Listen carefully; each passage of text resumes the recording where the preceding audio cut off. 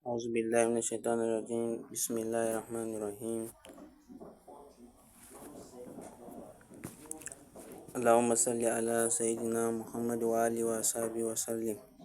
Assalamu alaikum warahmatullahi ta'ala wa barakatuh.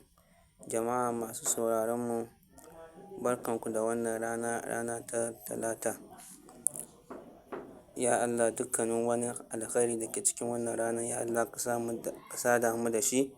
Dukkanin wani sharri da ke cikin wannan rana, ya Allah ka kare mu.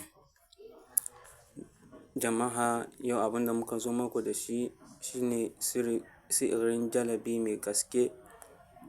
Idan dai kana neman taimako ko mutane ba su taimaka ma ba, ko ba ka samun abu a wurin mutane, ka jarraba wannan sirrin. Mujarrabin ne sosai.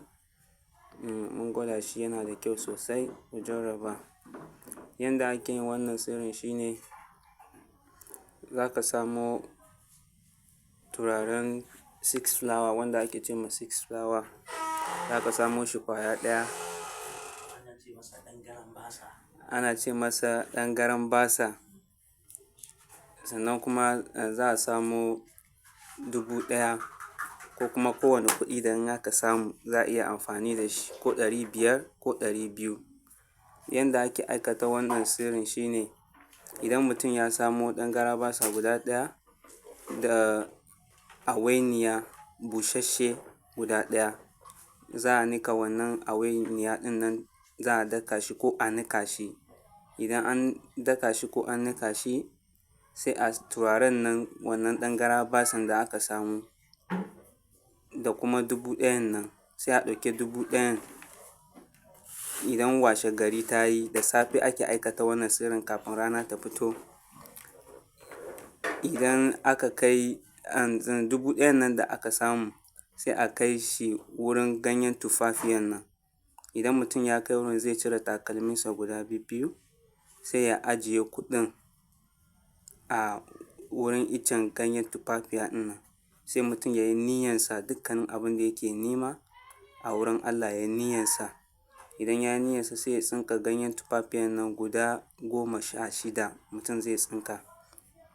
So idan mutum ya tsinka ganyen nan, sai ya koma gida, sai ya zuba ruwa a cikin bokiti, sannan sai ya goga wannan ganyen tumfafiyan nan, ya goga shi da hannu gabaki ɗaya. Sannan idan mutum ya goga shi, sai ya zuba wannan turaren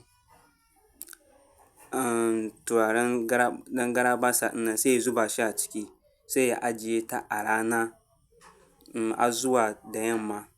Idan yamma ya yi, dare ya yi, kamar misalin ƙarfe 1, sai mutum ya ɗauka wannan ruwan nan da mutum ya goggoga duka abubuwan nan a ciki. Sannan sai mutum ya zuba wannan awainiya ɗin nan, sai mutum ya ƙara cakuɗa shi da ruwa.